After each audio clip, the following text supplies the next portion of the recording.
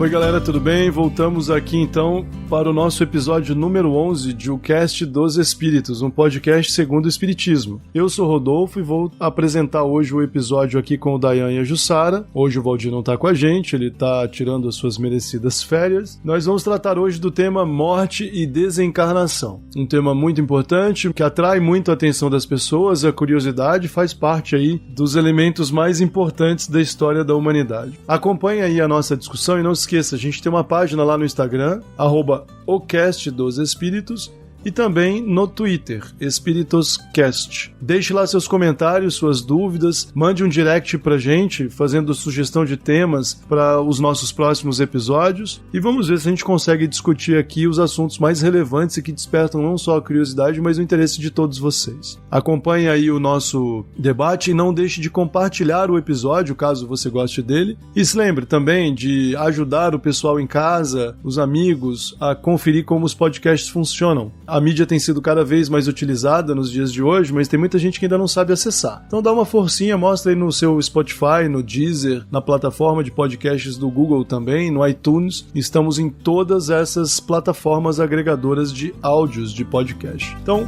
vamos acompanhar o episódio e espero que seja proveitoso para todo mundo.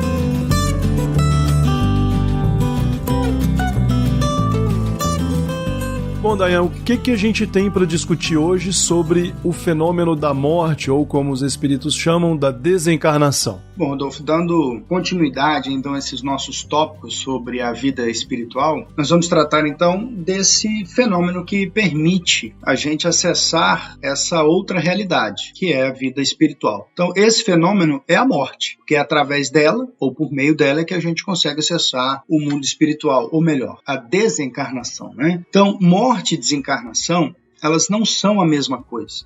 Costuma-se usar como sinônimo, né? Mas não são. A morte é um fenômeno físico, unicamente relacionado ao corpo. E ela pode ser definida como um processo de cessação da vida do corpo físico em virtude da interrupção das atividades cerebral, cardíaca e respiratória. A desencarnação, por outro lado, ela é um fenômeno estritamente espiritual. E nós podemos dizer, ou podemos definir, como sendo um processo de desligamento do espírito, ou do perispírito, para ser mais preciso, do corpo físico. E é isso que permite, portanto, o acesso ao mundo espiritual. Em regra, a desencarnação ela depende da morte do corpo físico. Ou seja, a morte é um pré-requisito da desencarnação. Então, funciona assim. Primeiro, o corpo morre. Morto o corpo, o perispírito começa a se desligar dele. E desligado, o último laço que o liga, aí sim podemos dizer que o espírito ele está oficialmente desencarnado e livre no mundo espiritual. Mas essa é a regra. Ocorre que tanto a morte quanto a desencarnação, elas também podem ocorrer ao mesmo tempo, ou mesmo a desencarnação pode ocorrer com o corpo ainda com vida,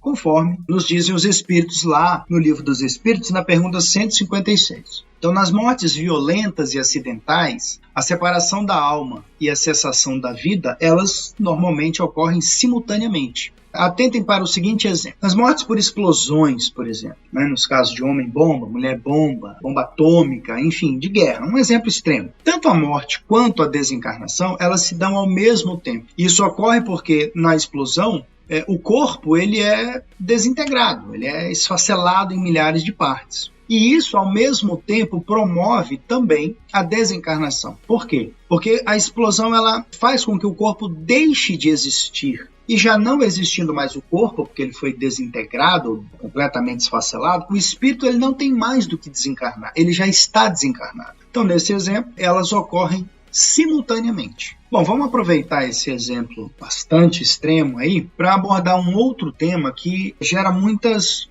dúvidas e muitos questionamentos, né? Que é a desencarnação, ela é dolorosa e demorada? A morte, que é um processo físico, ela pode ser bastante dolorosa, mas a desencarnação, que é esse processo espiritual, essa, dizem os espíritos, ela é indolor. Não há no processo de desligamento do espírito do corpo esse sentimento, isso que nós entendemos como dor. Pode haver dificuldades na desencarnação, pode haver algum sofrimento, alguma agonia, mas não dor como nós a conhecemos. De qualquer modo, todo esse processo ele depende basicamente das condições pessoais de quem desencarna. Depende do seu apego à matéria, depende da sua evolução moral, depende do tipo de morte, se foi uma morte natural ou uma morte repentina, e também depende da quantidade de fluido vital restante no corpo. Então vamos ver se um exemplo aqui também pode nos ajudar. Se uma pessoa que desencarna, ela é, por assim dizer, espiritualizada, ou seja, simpática ou conhecedora de temas da vida após a morte, se ela é pouco apegada à matéria, e se o seu processo de morte é natural, por velhice, por exemplo, o seu desencarne tende, conforme nos ensinam os espíritos, a ser bastante breve e bastante tranquilo. Ao contrário, se a pessoa é muito apegada às coisas do mundo físico, se ela não é moralmente muito evoluída,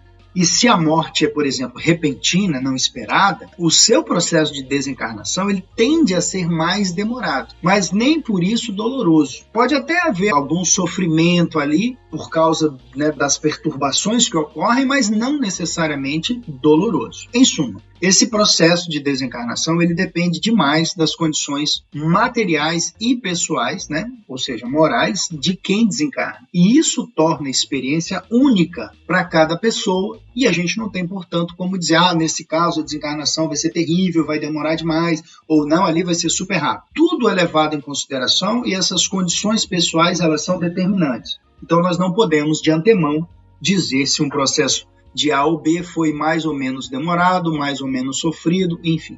Não é possível fazer essas considerações. Então é sempre bom lembrar que a desencarnação ela é um processo, ou seja, ela não se dá instantaneamente. Ela dura um tempo mais ou menos longo, que pode ser de poucos segundos, ou durar até que o corpo seja completamente decomposto. Nós já tratamos de alguns desses temas, especialmente a perturbação após a morte, lá no nosso episódio 2 do cast. Então quem quiser saber mais sobre essa parte, eu recomendo dar uma passada lá para ouvir mais sobre o tema.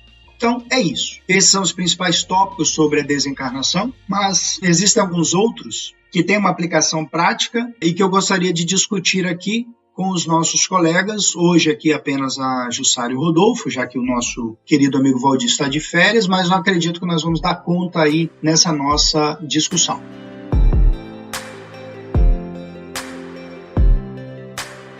Deixa eu abrir aqui 4 itens em cima do que você falou. Você enfatizou que o desencarne é um processo. A gente tem que procurar entender, portanto, quais são as principais características que incidem sobre esse processo na vida de todo mundo. Pelo que a gente consegue depreender da literatura espírita, vamos fazer aqui um breve resumo, Nós temos aqui, entre as etapas que a literatura nos ensina, 4 que são bastante importantes, que são as seguintes. Primeiro, retomando lá o Livro dos Espíritos, um tema sobre o qual nós já gravamos pelo menos 2 episódios, que é a percepção dos espíritos. O que é que a pessoa vê da própria morte, ou o que é que ela enxerga após a própria morte? O que a gente sabe é que a pessoa passa a perceber a presença de espíritos desencarnados ao seu redor, comumente parentes ou desconhecidos, à medida que o processo vai evoluindo ou acelerando. A gente sabe, por exemplo, que é possível que o despreendimento dos laços materiais comece antes do próprio desencarne, efetivamente falando, como você mesmo relatou, se é um processo, não é de uma hora para outra, a não ser em casos extremos, como os que você citou. Então, uma das consequências do despreendimento dos laços materiais é o aumento da percepção com relação à vida espiritual. E aí, é muito importante lembrar o seguinte, não é porque a pessoa começa a relatar a presença de espíritos desencarnados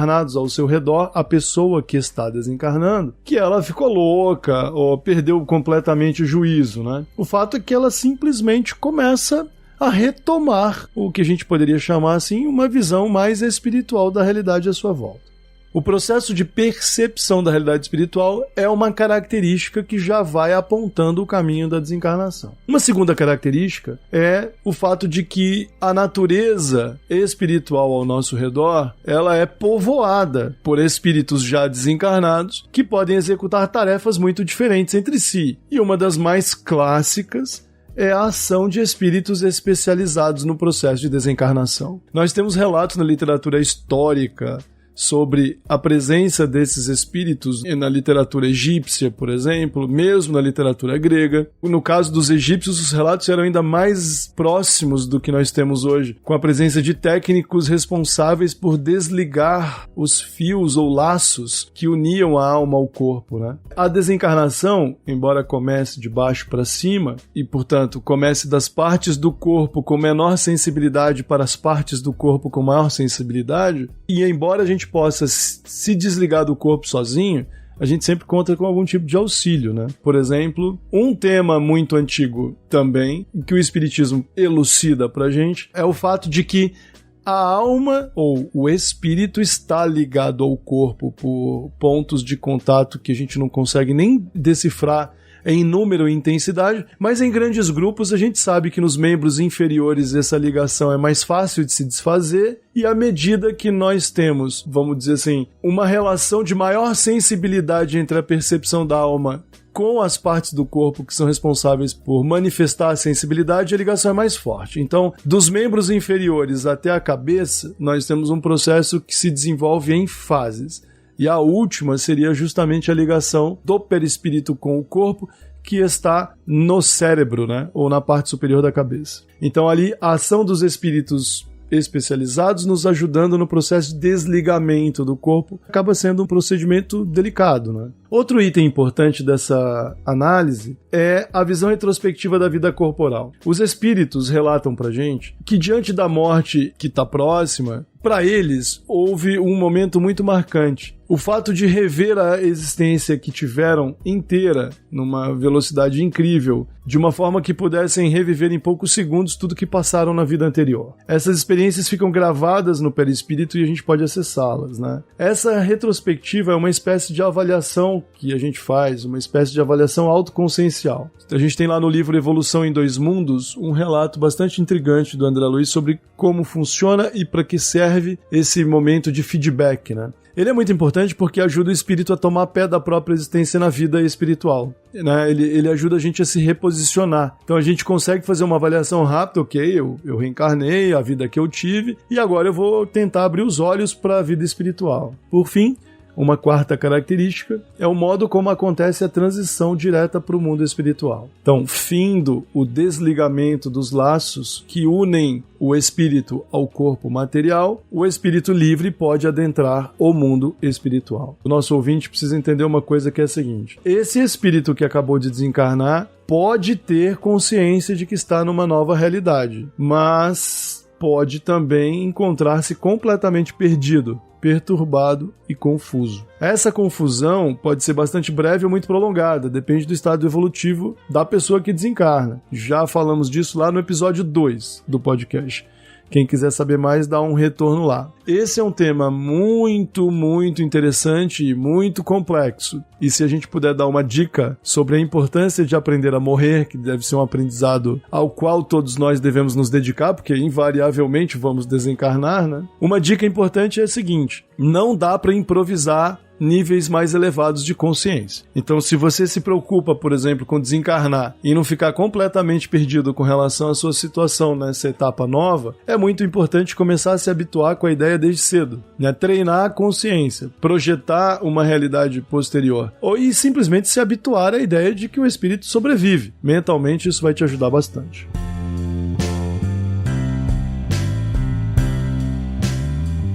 Jussara, você já passou por essas primeira experiência que o Rodolfo falou, melhor, essa primeira fase, que seria a percepção dos espíritos? Você já ouviu as pessoas dizendo isso? Fulano estava acamado, ou foi visitar no hospital e ele estava lá conversando, disse que o irmão dele estava lá, um parente, um vizinho, estava batendo papo lá. E ela fechasse com chave de ouro, dizendo: acho que ele já vai morrer, porque já tá ficando bem gaga. Você já passou por isso aí? Oi, gente. Primeiro, olá, Rodolfo, Dayan. Abração pro Valdir, que tá em férias. Um olá para nossos amigos ouvintes. Primeira coisa que eu queria falar com vocês, assim, como é legal a gente trazer esse tema, esse debate, porque, querendo ou não, discutir a morte, ela ainda é um tabu para todo mundo. Muita gente tem muito receio de falar sobre isso, e que é como o Rodolfo falou, né? É uma coisa que a gente tem que começar a se organizar mentalmente, porque está dentro do campo do inevitável. Todos vão morrer em algum momento. Então a gente tem que trabalhar a nossa mente para tentar entender e melhor vivenciar esses momentos que virão, não só conosco, mas com as pessoas que nos cercam, as pessoas que nós amamos. E em relação a pessoa ficou gagá porque tá vendo alguma coisa, ou também a famosa melhora da morte, né, que muita gente fala e diz assim, isso daí é senso comum, isso não existe. O saber cotidiano, o saber popular, ele na verdade é base para muitas das coisas que depois cientificamente a gente comprova. Por exemplo, no caso da melhora da morte, a gente já ouviu várias pessoas falando sobre isso. E de fato, é algo que existe. Você mesmo, Dayan, você mencionou sobre que normalmente na morte natural, isso é a tendência, né? Na morte natural, ou quando a pessoa passa muito tempo acamada, doente, os laços que ligam o espírito com o corpo físico, eles vão paulatinamente se desprendendo, se dissolvendo. E, obviamente, as pessoas que estão em volta, vendo aquele parente querido, aquela pessoa que você ama, se desprendendo aos poucos para ir embora, né? Para desencarnar, muitas das vezes essas pessoas, elas, sem saber, elas vão doando fluidos para essa pessoa acamada, para essa pessoa que está nessa situação já de passagem para um outro plano. Repentinamente, essa pessoa ela pode ter uma melhora no seu quadro de saúde. Mas essa melhora, ela é feita de uma forma artificial. Aquele fluido, aquela nova energia que a pessoa aparentemente renasceu dela mesma, apareceu do nada nela, olha, ela ficou curada, ela tá bem, é artificial, foi uma doação. E muitas das vezes, também os amigos espirituais que já estão em volta daquelas pessoas, né, que já estão se preparando para o desencarne, eles justamente fazem com essas pessoas, elas aparentem uma melhora para quem está em volta, para os parentes, para os amigos, eles possam aliviar um pouco o coração, se despreocupar um pouco e aí dar a oportunidade, então se afastar, deixar de doar os fluidos e aí sim dar a oportunidade para aquela pessoa que está prestes ao falecimento, de fato, romper esses últimos vínculos. Sobre a questão da melhora da morte, de fato ela existe. Outro ponto também, que como o Rodolfo citou, né? Olha, vovó, o vovô, eles não estão ficando gagá, eles não estão ficando doidos. Como esses laços eles vão cada vez mais ficando tênues, vão ficando mais sutis, eu ouso até dizer, igual como uma criança que está nos seus primeiros momentos de vida e ainda retornou do plano espiritual e ainda consegue ter percepções mais sutis, essa pessoa próximo ao seu desencarne, ela também começa a ter essas percepções mais sutis. O vovô e a vovó, eles não estão ficando gagá, eles não estão ficando loucos, eles realmente estão começando a perceber não só a realidade física, mas a realidade espiritual. E ver nessa realidade espiritual pessoas que eles já conheceram, mas que ainda não participaram dessa encarnação deles, pessoas que eles conheceram nessa encarnação e que já foram, mas estão próximos para ajudar nesse desligamento, amigos, equipes espirituais que estão ali também para ajudar nesse processo essas pessoas. Então, nesse momento, eu acho que assim, mais do que você desmerecer, mais do que você discutir com aquela pessoa, porque veja, mesmo se a gente não acreditasse em espíritos, isso já seria uma grande bobagem, né? Você discutir. Agora, a gente tendo essa noção, é você tentar levar da melhor forma. É você tentar perceber que aquela pessoa, ela está num momento tão especial da vida dela, porque a vida continua, quanto foi no nascimento. E você que está do lado de fora ali, como um espectador, você tem mais é que cooperar com esse momento que está sendo vivido. Eu lembro que a primeira vez que eu ouvi isso, eu era molecote, devia ter 16, 17 anos. Uma tia muito querida nossa, ela estava já acamada, né, acometida de câncer, enfim, já há muitos dias. E um belo dia eu fui visitá-la, a filha dela, né, que cuidava dela, uma prima amada. Ela comentou comigo, eu acho que a mãezinha não vai demorar muito para ir, porque ela já está falando com um monte de gente morta, com irmão, com não sei quem, com primo, não sei das quantas e tal, a bichinha já está gaga, já está na hora de ir. E eu lembrei muito disso na época, isso me marcou porque eu já tinha iniciado, vamos dizer assim, os meus estudos no Espiritismo, e eu lembro que eu pensei, falou, tá gaga nada, já tá vendo a galera e vai desencarnar mesmo, né? E não demorou muitos dias, de fato, isso aconteceu. Mas eu tive várias outras experiências depois, pessoais, né, com desencarne de vários parentes próximos, enfim, né, os nossos mais velhos já, infelizmente, estão desencarnando, né? E agora mais recente, a mesma coisa, mas até o modo como foi tratado agora eu achei diferente, né? As pessoas falam, a mãezinha veio aqui ontem, ela passou a manhã inteira conversando com um tio dela, com um primo não sei das quantas e tal. Mas sem já dar essa conotação de que a pessoa tá gaga, que ela, né, ficou doidinha, enfim. Eu achei muito bacana. E até a minha própria percepção foi de que ótimo, excelente, porque se ela conversou com fulano, cicrano e beltrano, que são as pessoas do círculo mais próximo, esse desencarne vai ser muito bem amparado, né? Então, quando de fato o corpo se extinguir, né, ela já tem todo um pessoal do lado de lá para recebê-la, para amparar, para orientar. Então eu achei muito bacana já até esse amadurecimento, sabe, a respeito de como encarar o processo da morte. E de quem também está vivo, tratando essa pessoa que está nesse desenlace, né? Eu tenho histórias engraçadíssimas com avós meus, né, que desencarnaram. Eu brinco, a minha avó, ela estava noiva quando desencarnou, né? O médico ia visitá-la e ela noivou e contava para mim, pro meu esposo, né? Meu querido, fulano veio aqui hoje. O que ele veio fazer aqui, vozinha? Uma pessoa que ela nunca conheceu, tá, gente? Nunca conheceu, dava um nome, descrevia. Nossa, é uma pessoa maravilhosa, mas eu vou contar uma história só pra vocês. Ele já me pediu em casamento. Tô só nos preparativos. E, gente, e o papo ia, entendeu? O papo ia. Mas como via ele, via todos os irmãos que já tinham falecido. E eu perguntava do vovô, né? Do esposo dela.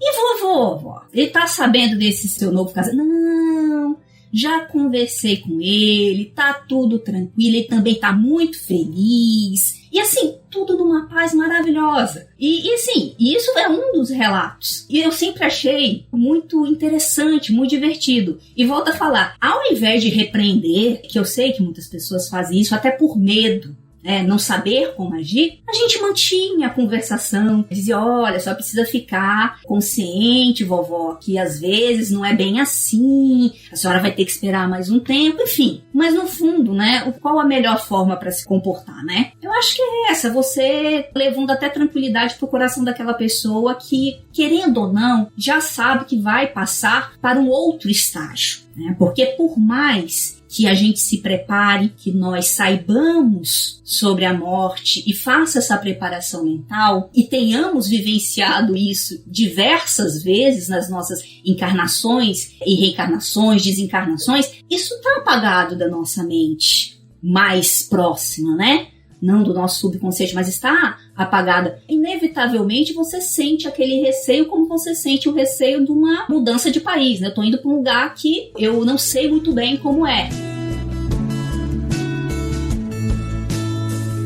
Eu lembrei de uma outra situação. Hoje nós estamos gravando aqui em 15 de novembro, mas há 2 semanas nós tivemos uma comemoração num país que é majoritariamente católico ainda. Nós tivemos um feriado também, um tempo, né, um dia específico dedicado aos mortos. E as pessoas, elas sempre perguntam se os mortos vivem no cemitério. Para pessoas que acreditam nisso, né, porque a gente costuma fazer essa visitação, né, pelos mais diversos motivos. Esse ano em especial, por causa da pandemia, deve ter sido muito difícil para muita gente. Porque algumas pessoas conseguiram fazer essa sua visitação, outras não. Mas para aquelas que não conseguiram visitar, que se sentem ou se sentiram, enfim, frustradas por não terem tido essa oportunidade de conversar com os parentes, porque tem talvez essa crença de que eles vivem no cemitério. Rodolfo, o que a gente poderia dizer, né, com relação a isso e para essas pessoas? Então, daí uma das coisas mais legais com relação ao espiritismo é que o espiritismo é muito coerente. Então a gente tem algumas regras gerais, poucas, e um dos exercícios que a gente tem que fazer é justamente pegar a regra geral e dar uma olhada como ela se aplica no questionamento, né?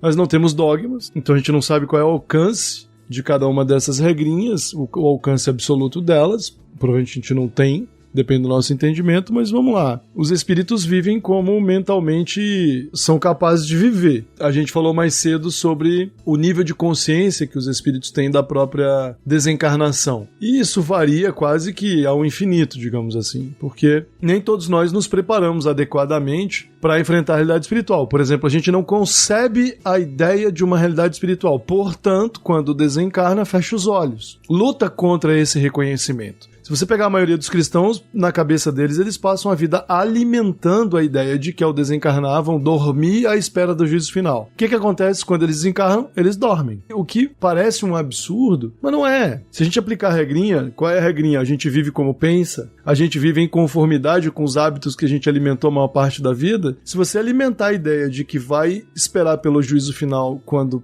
desencarnar, você muito provavelmente vai assumir um estado mental semelhante ao da espera pelo juízo final. E aí então a literatura espírita relata pra gente multidões de espíritos dormindo na vida espiritual. E é terrível porque você desencarna de olho fechado e vai reencarnar de olho fechado. E isso vai dificultar que você, durante a vida material, por exemplo, conceba a vida espiritual. Ou seja, vai ficar em negação, vai fugir das evidências ao máximo. Esse estado de negação causa muito sofrimento. É por isso que muita gente toma um susto, e os espíritos dizem muito que a única surpresa que existe na morte é o fato de que a vida continua. O resto é muito semelhante ao que a gente enfrenta aqui. O que ocorre na pergunta que você citou é que muitos espíritos expulsos da vida material pela deterioração do corpo, já não podendo mais ficar próximos ao próprio corpo físico, né? E desvinculados por vários motivos da vida material e não podendo, por exemplo, retornar aos seus lares, etc., ficam presos ao lugar para onde o corpo foi transportado, né? E aonde o corpo se decompõe. Então, infelizmente, os cemitérios, por exemplo, são locais que acabam servindo não só de abrigo definitivo para o corpo material, que voltará aos elementos da natureza, mas acaba servindo de acampamento provisório para os espíritos que estão profundamente vinculados ainda às impressões materiais do corpo. Quanto tempo, Rodolfo, o espírito pode ficar vinculado, por exemplo, ao corpo enquanto ele se deteriora?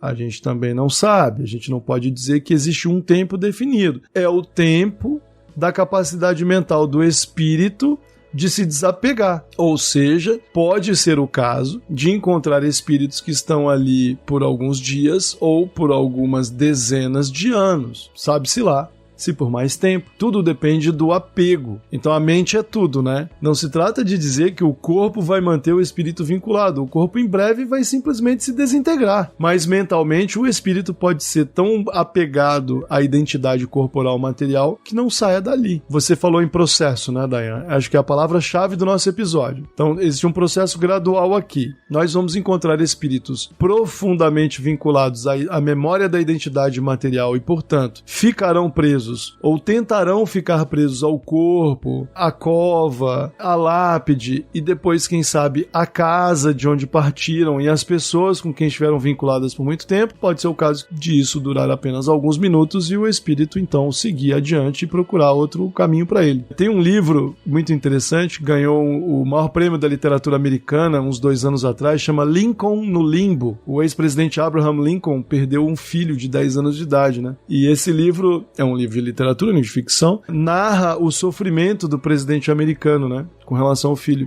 E ele ia visitar o cemitério escondido e entrava no mausoléu e abraçava o cadáver do filho, conversava com ele, chorava e a todo jeito tentava se apegar ao corpo sem o espírito, né? E o autor se aproveita dessa história e narra uma história muito intrigante de vida no cemitério. E o mais legal desse livro é que ele coloca níveis diferentes de consciência nos espíritos que estão ali. É muito sofrido ler o livro, porque você não sabe. Então os espíritos saem das covas e vão dançar, outros vão fazer assembleias, outros vão tricotar, outros vão fazer intriga contra os vizinhos do mausoléu aqui do lado. Só que para cada um deles existe um nível de consciência, né? Alguns deles sabem que morreram, outros não sabem. Uns acham que morreram e vão voltar a viver, outros estão esperando o juízo final. Então, assim, infelizmente, esse livro é muito menos ficção do que o próprio autor imagina. E o autor não é espírita. Não precisa, porque as histórias sobre esse assunto são mais antigas do que a antiguidade. Todas as culturas humanas, indistintamente, possuem narrativas muito intrigantes sobre como lidar com a vida espiritual, né? É que nós muito recentemente começamos a colocar obstáculos nessas narrativas e a fingir que elas não existem, né? O mais engraçado é que no Espiritismo se fala muito da proibição do Deuteronômio, né, de Moisés a falar com os mortos. Caro ouvinte, se você não sabia, Moisés nem existiu e esse livro não foi escrito nem de longe no período em que ele foi. Faremos um podcast ainda sobre isso, né, Daiane? Mas o fato é que o mínimo que você pode reconhecer é: nossa, então proibiram um negócio. Proibiram. Por que será que proibiram? Porque havia. Então, se é um fato da natureza, não importa a lei, entendeu? Assim, as coisas continuam existindo, não importa se seu grupo cultural não gosta ou não quer, entendeu? Não importa se o seu Deus disse que uma coisa não pode, se ela é um fato da natureza. Se você jogar as coisas pra cima, elas vão continuar caindo. Então a gente vai desencarnar e vai continuar existindo. É muito simples.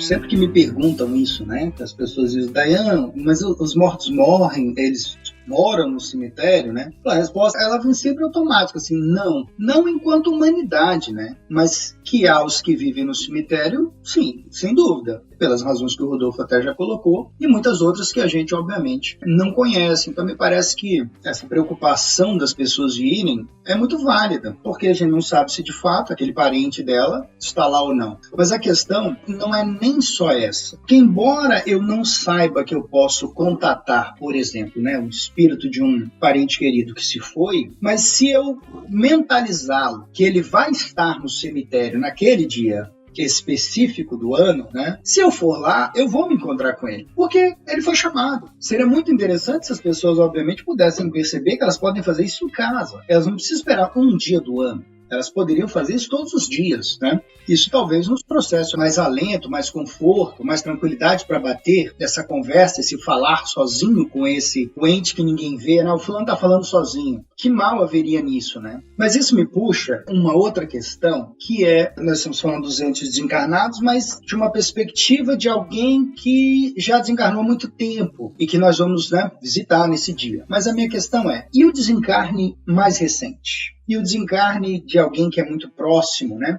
Como que a gente pode agir, né? Eu não vou colocar deve agir, porque eu acho que não cabe a nós ficar impondo regra para ninguém, óbvio, né? Mas qual seria uma forma de encarar ou de agir diante de um desencarne de alguém que é próximo, né, de nós ali, nossos avós, nossos pais, enfim, nossos amigos que seja, nesse momento tão próximo? Eu tive várias experiências, né, ao longo dessa minha curta vida, de desencarne de pessoas, meu pai, essa tia, avó muito querida, minha avó, meu avô, enfim, né, as pessoas se vão. Eu sempre tive uma relação muito tranquila com a desencarnação, né? Tem gente que sofre com a perda de um animal de estimação. Bom, eu tive vários e sofri a perda de todos eles. Mas a questão é: qual seria uma forma mais interessante ou talvez assim, que pudesse trazer tranquilidade, não só para quem desencarna, mas para nós mesmos, diante de uma situação assim, de uma iminente desencarnação ou de uma desencarnação já consumada de imediato? Como é que vocês e o Espiritismo veem isso? Quando a gente conversou isso anteriormente, fazendo a pauta, isso foi uma grande preocupação minha, sabe? Justamente pelo que você falou, Dayan. Eu fico muito desconfortável em querer direcionar, ou eu pensava assim, né? Que eu iria ditar algum tipo de regra, alguma coisa para alguém que perdeu um parente. Não é isso que a gente está fazendo aqui. Felizmente, as perdas próximas que eu tive não foram perdas por morte natural, velhice. Então foi um processo que se estendeu, um processo que deu oportunidade para mim e para todos que estavam envolvidos naquele processo, se despedir daquela pessoa, cuidar daquela pessoa nos seus últimos momentos, foi algo mais tranquilo. Você já vai, com o tempo, se preparando, não só as questões burocráticas, mas se mentalmente visualizando como vai ser a vida sem aquela pessoa. Mas eu acho que o mais importante é você ter aquele tempo que resta de compartilhamento de vida e de amor com aquela pessoa. Então isso foi dado para mim, e por isso mesmo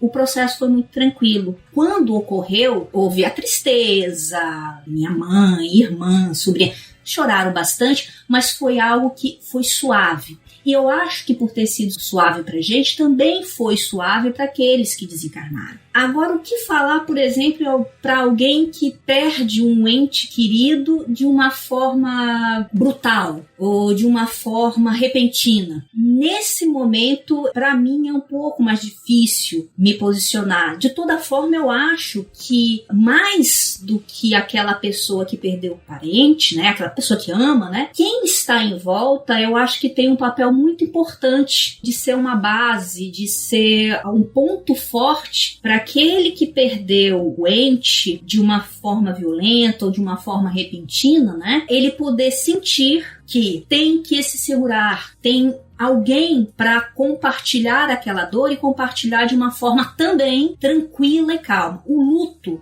é inevitável e, assim, não sou profissional, não sou psicóloga, eu não estou habilitada profissionalmente para falar isso, mas com conhecimento prático, tenho para mim que o luto é essencial ser vivido. E quanto mais ele puder ser vivido de uma maneira tranquila e você sentir amado e sentir que pôde vivenciar tudo com aquela pessoa, eu acho que é melhor. Eu não sei os outros colegas se podem trazer passos ou formas de como a gente poderia lidar melhor com isso. Olha, eu sinceramente, às vezes a gente lê, né, mesmo na literatura espírita, algumas coisas, eu fico assim, bom, talvez para mim eu até faria isso, seguiria tal coisa, mas eu jamais teria coragem de falar para uma pessoa, tipo, olha, não chora, não precisa, você vai manter a pessoa presa aqui, é pior, deixa de bobagem. Eu não teria coragem no meu coração de fazer um negócio desse. Você quer chorar? Você tá triste? Chore o rio de lágrimas que você quiser. E aí eu me sinto no dever de amparar essa pessoa, de estar com ela, de respeitar exatamente isso que você falou. O seu luto é a sua perda. Então, nesse momento, né, muito próximo, muito inicial, eu acho que a pessoa ela tem que colocar para fora essas suas emoções e nós estarmos ali para amparar da melhor maneira possível. Aí sim, à medida em que ela também conseguir se reequilibrar e diminuir um pouco essa dor e o sofrimento, a gente começar a trabalhar outros aspectos, né? Não só dela, mas também em favor de quem desencarnou. Mas eu, sinceramente, eu acho que a pessoa ela tem que colocar para fora o sofrimento dela o quanto ela acha necessário para que ela possa extravasar e se reerguer, né? Eu acho que mais do que mesmo falar sobre aquela pessoa próxima que perdeu a pessoa querida, né? Eu acho que, como nós conversamos antes, as regras, vamos dizer assim, ou formas de agir têm que ser muito mais com aquelas pessoas que vão estar ao lado, amparando aquelas pessoas que perderam as pessoas queridas.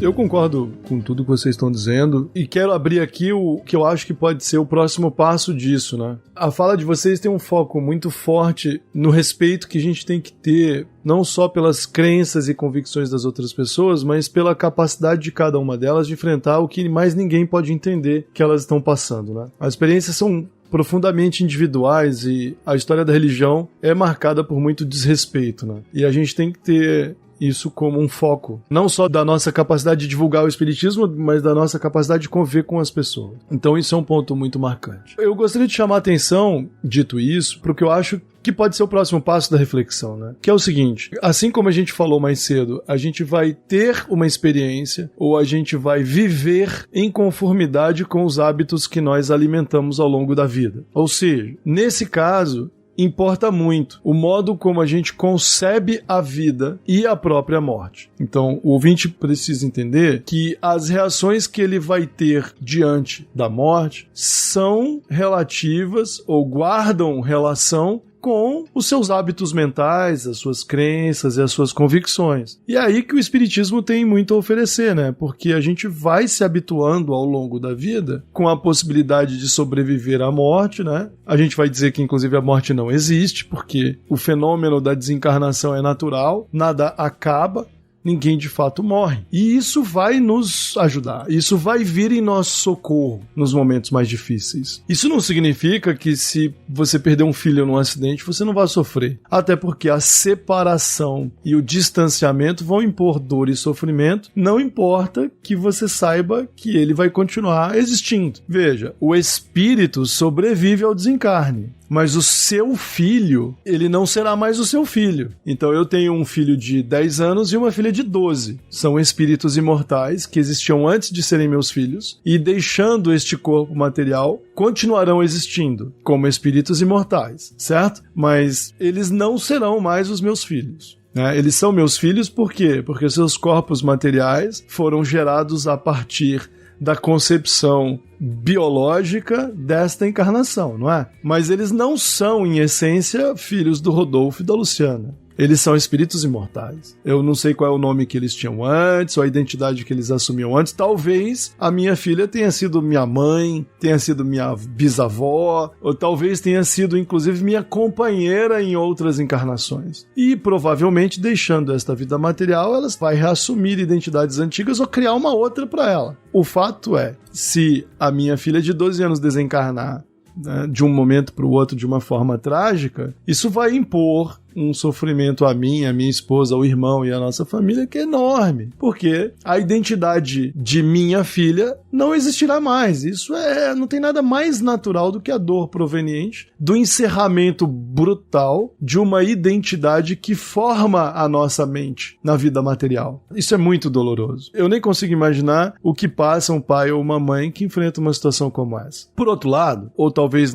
o termo correto não seja nem dizer por outro lado, mas levando isso em consideração, o Espiritismo vem em nosso socorro e diz o seguinte: ok, entenda o seguinte, o afeto que você sente pela sua filha e é sagrado, ele deve ser também o afeto que você sente por uma companheira, que é um espírito imortal que convive com você há muito tempo. Essa pessoa não vai deixar de existir, então você precisa dar passos na construção da identidade do seu afeto. Viva o seu luto, como vocês insistiram, mas não se esqueça que esse espírito continua existindo. E não esqueça que as relações que vocês têm não são destruídas pelo desencarne. E não se esqueça de cultivar este afeto. E não esqueça, inclusive, de que você pode se alimentar deste afeto após a desencarnação daquela pessoa. A gente pode e vive relações muito mais complexas do que as relações materiais que hoje formam a nossa identidade. O Espiritismo vem em nosso socorro em apoio e sobre os ombros de tradições antiquíssimas para mostrar que a nossa vida e o nosso amor é muito mais amplo. E é isso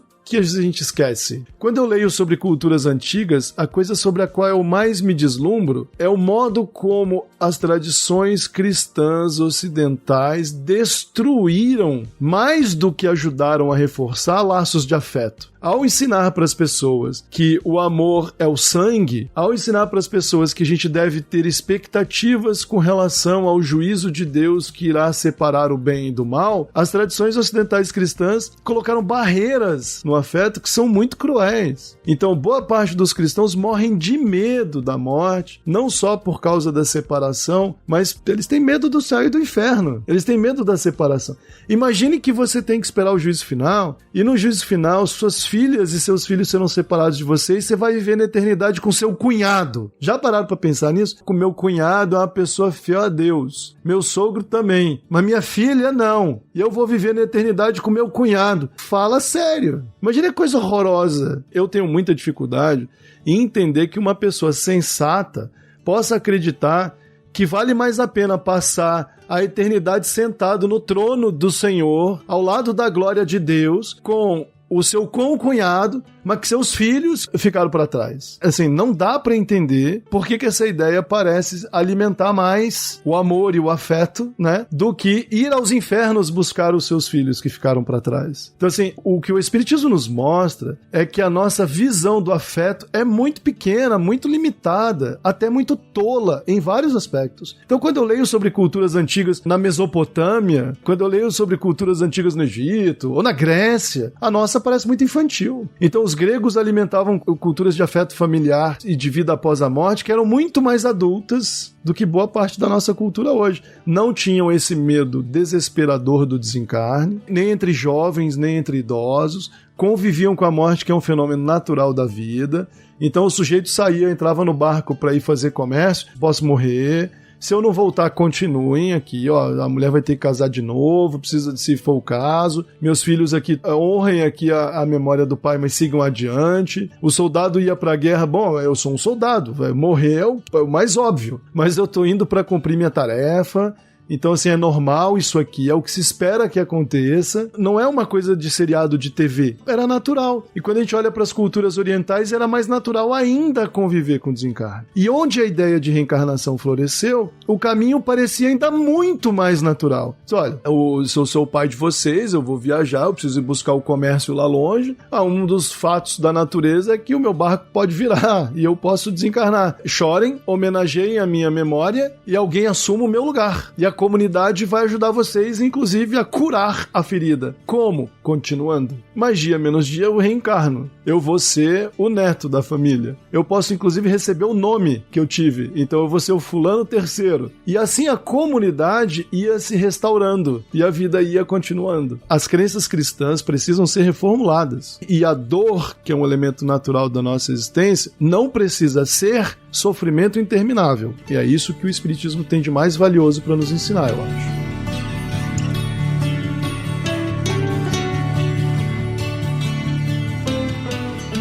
Eu acho que a gente vai se encaminhando aí já para os minutos finais, e há um último tópico que me parece muito relevante e que vira e mexe ele é tratado, né, não só no Espiritismo, mas dentro dos centros espíritas, que é essa questão dos bens, dos pertences da pessoa que desencarnou. O que fazer? Às vezes nós guardamos, às vezes a gente não quer mexer, entrar mais no quarto que a pessoa habitava, enfim.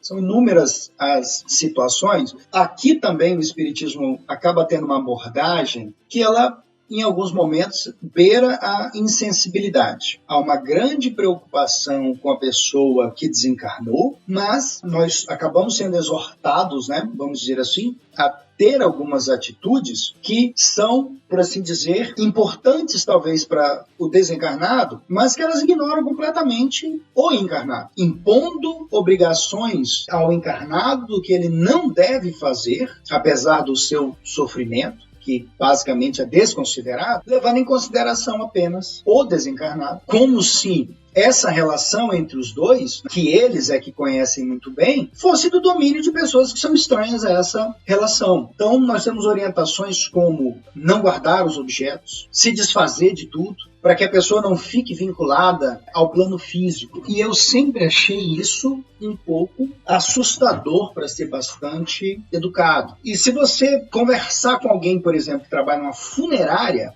ele vai te dar orientações muito melhor do que nós encontramos nas obras espíritas. Fala, gente, o que eu faço agora? E essa pessoa vai capaz de ela te descrever possibilidades muito mais humanas do que algumas que são colocadas nas obras espíritas. Eu não vou nem falar dos psicólogos, que aí sim teriam orientações realmente respeitando não só quem ficou, mas que sem dúvida alguma seriam úteis também para aquele que desencarnou. Mais uma vez, não impondo regra, ao contrário, tentando deixar esse momento aí mais leve. O que é que na experiência, né, especialmente para nós que já perdemos pessoas assim, o que é que nós poderíamos, de repente, talvez trazer para ajudar isso? Né? Todos nós tivemos experiências mais ou menos recentes com essa desencarnação e tem inúmeros problemas humanos que precisam ser resolvidos. A gente precisa enterrar a pessoa primeiro, a gente precisa comprar caixão. Porque ninguém faz isso com antecedência, raramente. Mas a gente tem que fazer várias questões burocráticas que precisam ser resolvidas. Fechar conta em banco, tirar dinheiro de um banco, salário que ficou preso, enfim, são coisas da vida. A pessoa desencarnou,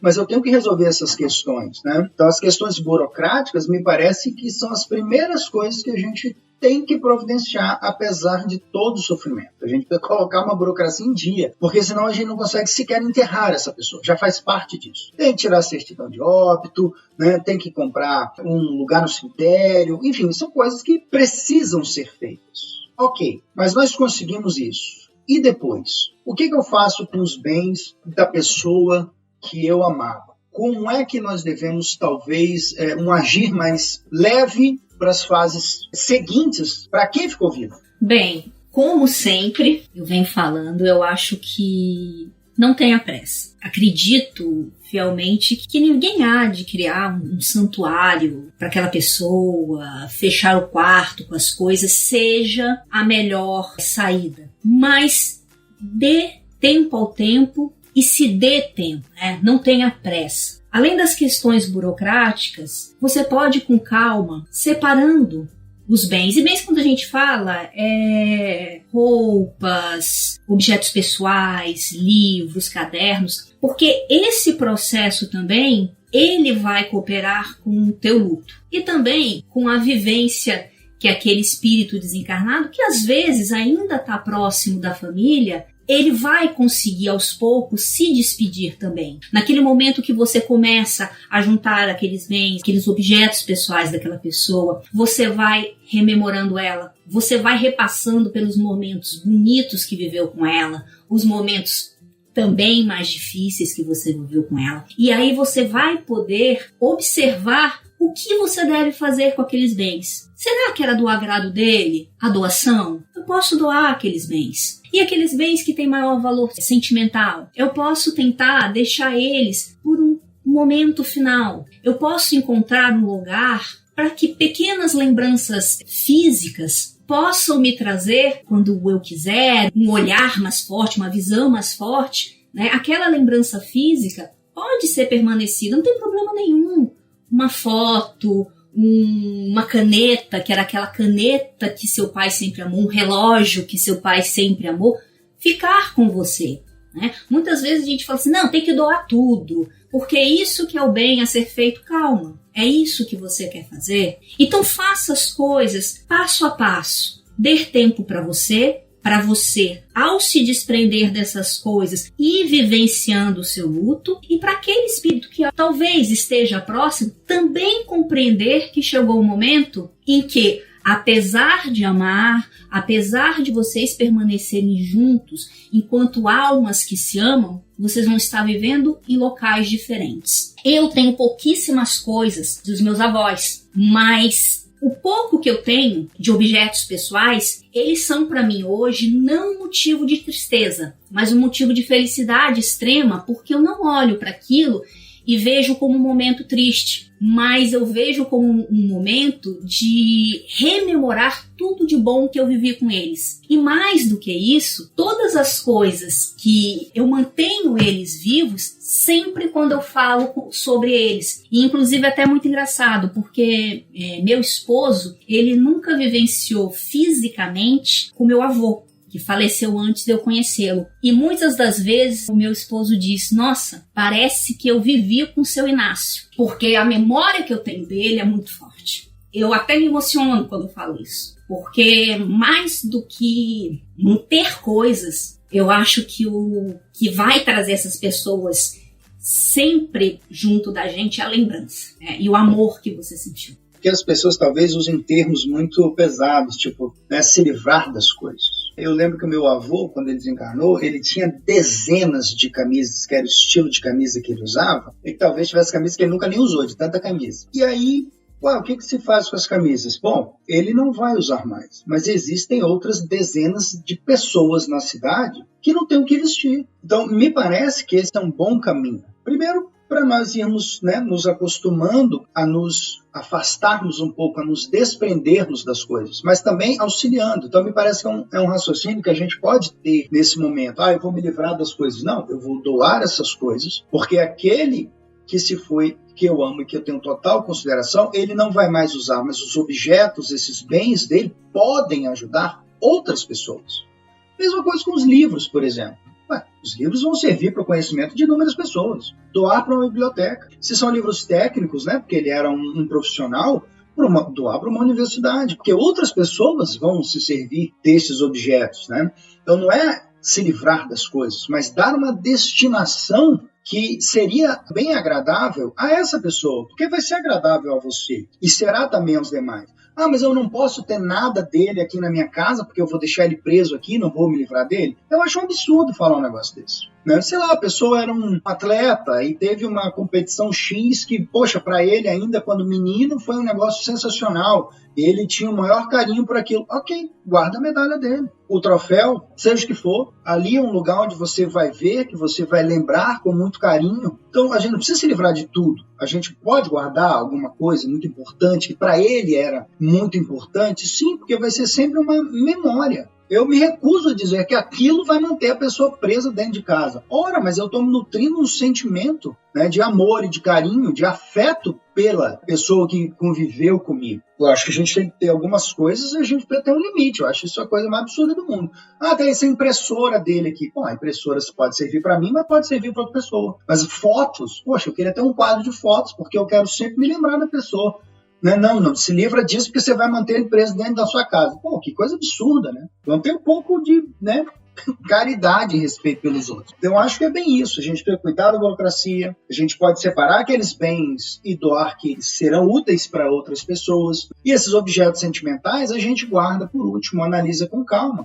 E reserva aqueles que vão, para nós, manter essa experiência, essa lembrança de quem desencarnou, viva e quente em nossos corações. Eu não vejo problema algum nisso. Bom, acho que a gente tem muito material, né? A gente conversou bastante. Acho que o pessoal que está nos ouvindo tem bastante material de reflexão aí. Uma coisa muito interessante que vocês podem notar ouvindo as nossas reflexões é que o Espiritismo vai abrir pra gente horizontes de possibilidades que são muito ricas. Com o Espiritismo a gente tem uma conexão muito forte com a história da humanidade. O Espiritismo não criou nenhum bloqueio, nem nenhum obstáculo para que a gente possa se comunicar com as mais diversas culturas e construir pontes que são muito ricas e que melhoram muito o nosso entendimento da realidade. Não, a gente não sabe qual é e nem busca por estabelecer uma verdade absoluta sobre a realidade, porque, sendo espíritos imortais, nós moldamos parte da nossa realidade, né? A gente falou sobre isso hoje. A gente discutiu sobre um evento que é natural e inevitável, portanto, nós não temos como fugir dele. Por outro lado, como nós o vivenciamos depende muito do que nós alimentamos nas nossas mentes e nos nossos corações. Então, eu acho que a gente já tem aí, Dayan, condições de permitir aos nossos ouvintes que a gente tenha uma reflexão intrigante e sempre produtiva que pode ajudar bastante gente. Então, eu acho que a gente pode terminar por aqui. Não vai ser o último episódio no qual a gente vai falar sobre o desencarne, né? Sobre a morte, mas é muito enriquecedor.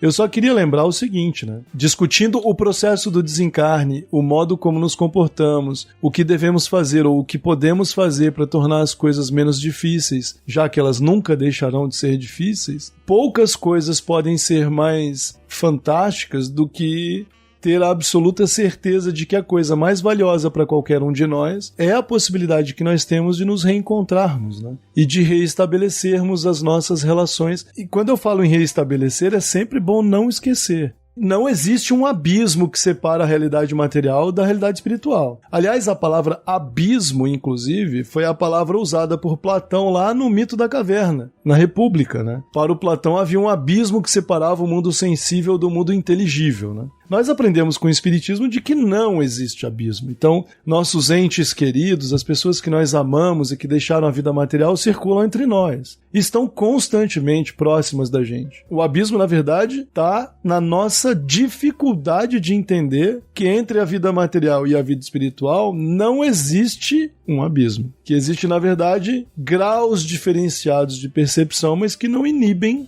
a convivência comum. Seja qual for a enorme dificuldade pela qual a gente está passando agora, pela saudade ou pelo enfrentamento desse momento mais próximo, não nos esqueçamos de que, no fundo, a morte não existe. Bom, pessoal, é isso aí, terminamos. A gente promete voltar a esse assunto em breve, com mais reflexões. Tem muita coisa sobre o que falar, mas por hoje tá bom. Então, muito obrigado pela paciência de todos vocês. Não se esqueçam de compartilhar o episódio, né? A gente tá lá no Spotify, no Deezer, no iTunes, na plataforma de podcasts do Google. Agora nós temos aí um novo editor trabalhando pra gente. O Luiz continua dando uma assessoria com as nossas redes sociais. O Valdir tá de férias e logo volta aqui pra gravar com a gente também. Então, valeu, obrigado pra todo mundo. O Cast dos Espíritos lá no Instagram, deixe seus comentários, sugestões, vai lá no direct, mande uma mensagem pra gente, peça um tema, faça suas observações, a gente tá aberto aí e muito feliz com a participação de vocês. Muito obrigado. Abração. Tchau, tchau, gente. Tchau, galera. Valeu.